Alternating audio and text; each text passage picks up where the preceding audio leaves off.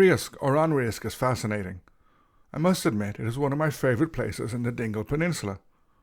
In part, this is because, unlike some other sites, it is not too packed with visitors, meaning that it remains a very tranquil place.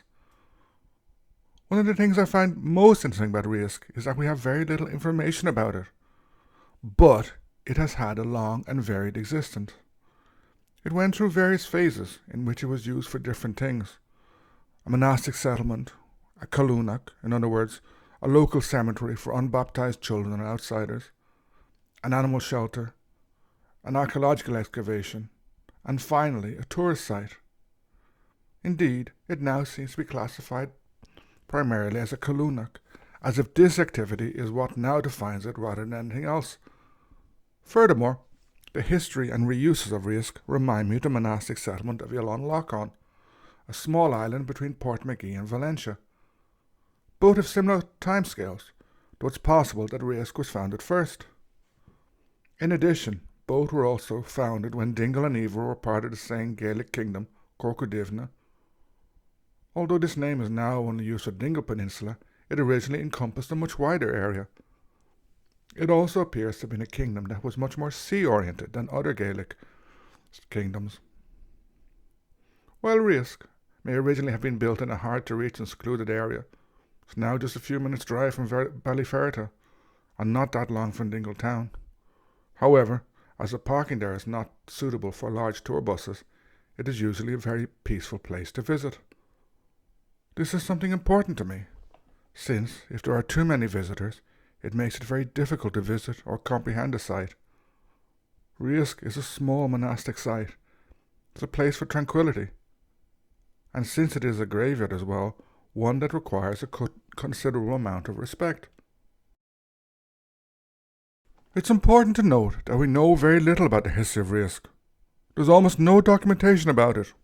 Fortunately, it was excavated and restored between 1972 and 1975 by the OPW. Before the excavations, all that was visible were a number of carved or engraved stones, and some traces of clochons.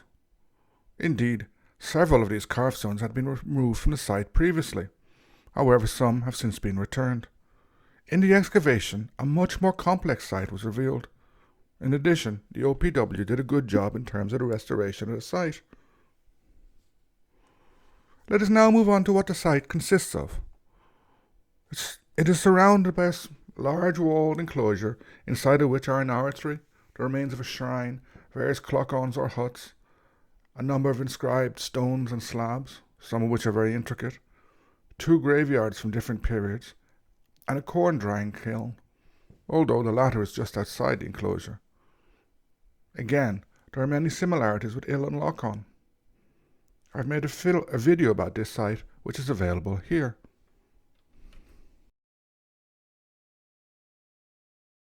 We will now look at these in what I hope is historical order, seeking to outline the historical development of Riasc.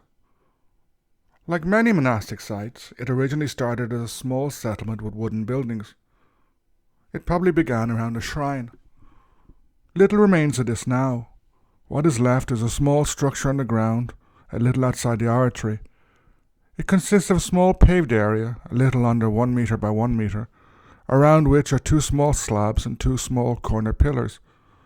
Due to the colour of the soil, it seems that bone was present at one stage, indicating that the shrine originally contained human bone, as in other monastic sites in Kerry. This bone could have been from a particular saint, even the founder of the settlement. In the excavation, 2 post holes were found south of the shrine, indicating that the original oratory could have been wooden, as in Church Island near Valentia. Also dating from this time is a curved drain and some of the clochons, probably those nearest the oratory. One of the main surprises archaeologists received when they began their dig was a large number of graves around the cemetery. 42 graves were found in a corner of the site near the oratory. These were placed in rows in an east-west alignment and were to the east of the small slab shrine. They're called lintel graves because most of the sides and ends of the graves were lined with stone slabs and covered with flat lintel-type stones. On average, these lintel graves measured internally 2 meters in length, 0.4 meters in width, and 0.35 meters in depth. No human skeleton remains were found due to the acidity of the soil, though phosphorus sampling proved the former presence of bone. In general, what archaeologists call the context and alignment of this cemetery indicate that it is from the early Christian period. This dating is reinforced by the discovery of shards of late Roman amphorae, in other words vessels that contained wine, with the lovely official name of B2 ware, meaning that they were probably from the 6th century or the 7th century at the latest. Finally, a charcoal sample from a hearth in the central area gave a radiocarbon date of 385 AD plus or minus 90 years. Based on the above, the initial phase of Riasc was probably during the 5th and 6th centuries. After this, Riasc must have thrived and expanded. A stone arch was built. This actually covered some of the original graves. Also constructed at this time was a dividing wall through the middle of the site. It's probable that most of the cloacons were built during this period, as well as the stone paths. Although it's impossible to date, the enclosing wall may date from this period as well. Or rather, its current format may be from this stage, as it was probably built and rebuilt over a long period of time. Let us look at these in more detail. The enclosing wall is on average 2.2 meters high and around a meter wide. Parts of it have been damaged or reworked by more modern farming. In addition, in several sectors there are traces of an internal terrace. In the northwest, the original line of the wall seems to have been disrupted by a pair of cloacons. Another wall was built outside of these, but is different in size and quality from the original wall.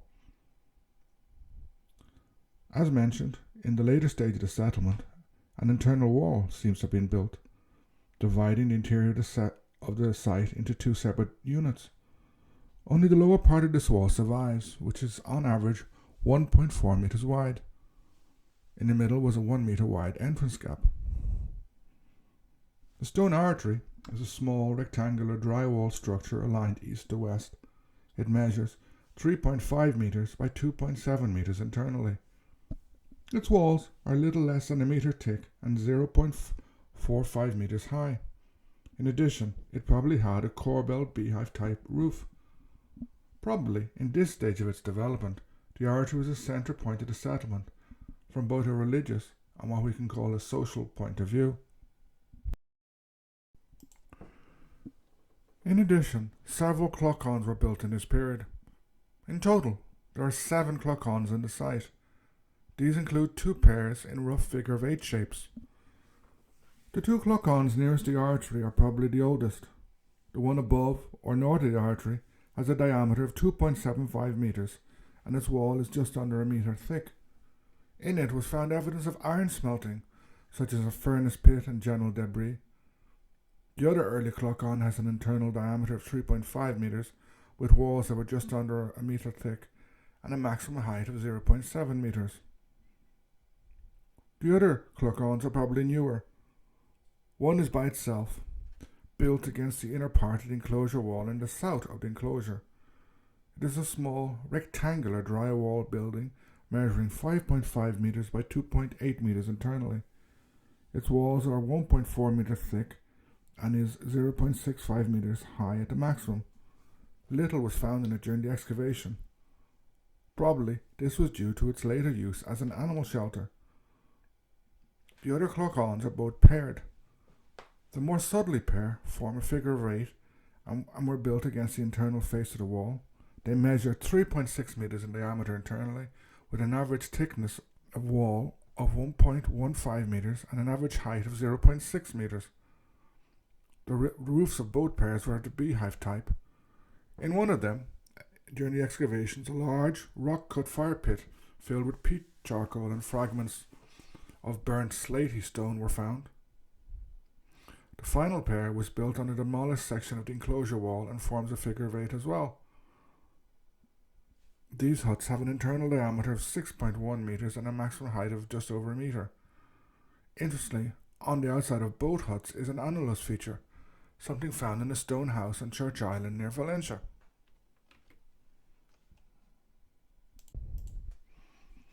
Just outside the southwest wall is a corn drying kiln. It consists of stone-lined bowl and a short passage or flue, also stone-lined and roofed, leading into the bottom of the bowl from the southwest. The bowl itself is 1.2 meters diameter at the top and is around a meter deep.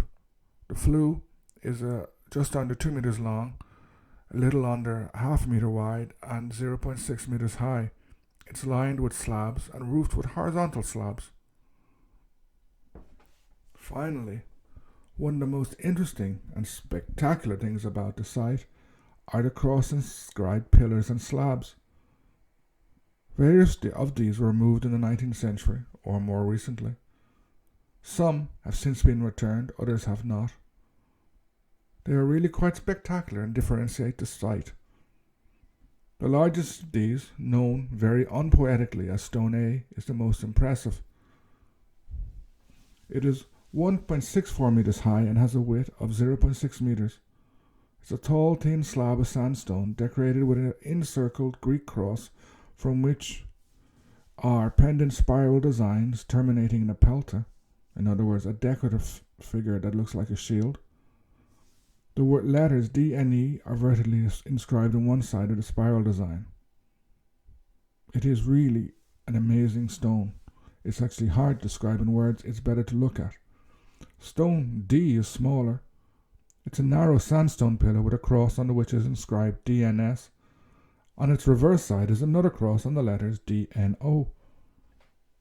I should note here that while on the archaeological sites the inscription is recorded as DNS, to me it looks different, perhaps JHP.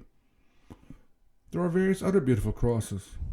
Unfortunately, it's not always possible to make them out due to wear, their age, and even light. Nonetheless, they are one of the key points of the site. The second phase of Riasc's existence was perhaps its most important, giving it the shape that it now has. Various monastic or religious activities are involved, but so too were domestic and craft-working ones, with the latter being evidenced in the traces of ironworking.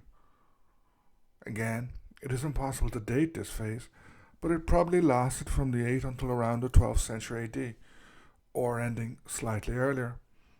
Obviously, it would have changed during this time, as religious, social, economic, and even technological practices transformed. In addition, the Vikings or Norse came to Ireland in the middle of this period.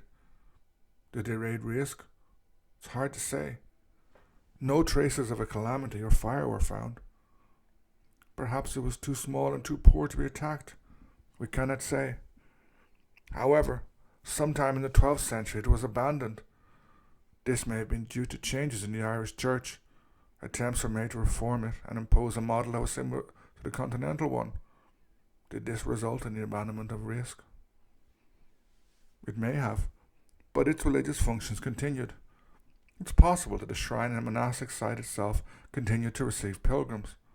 Moreover, some centuries after being abandoned, and probably after the calamities which swept over Ireland in the early modern period, it began to be used as a colunach. Also known as a killeen, this was a cemetery for unbaptized children and outsiders. In Kerry and elsewhere, many of these were placed in former sacred spaces. This was a type of democratization of the sacred space and a rejection of the rigidness that came with the Reformation and Counter-Reformation. Locals took hold of abandoned places and re-sanctified them to bury babies and others who were not allowed in the normal cemeteries. This use continued until the last century in places. In Riasc, we do not know how long it went on for. It also may have competed with a less sacred use, animal shelters. In the late 20th century, with the excavation and its transformation into a place to be visited, Riasc began its latest phase, a visitor site and also arguably a place of memory according to the work of the French historian Pierre Nora. Riasc has a long history. We can identify traces of this and put together a picture, or better, a series of pictures of how it evolved. These pictures can be compared with other monastic sites. We know a lot about it. However, we have no names, not even of a saint, monk, or nun associated with it, whether real or invented. nor do we know how it was impacted by the Norse, the Normans, or even the fights between Gaelic lords.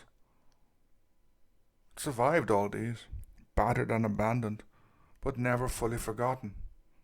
It's now a peaceful and very beautiful place to visit, to wonder, to see, or just to be.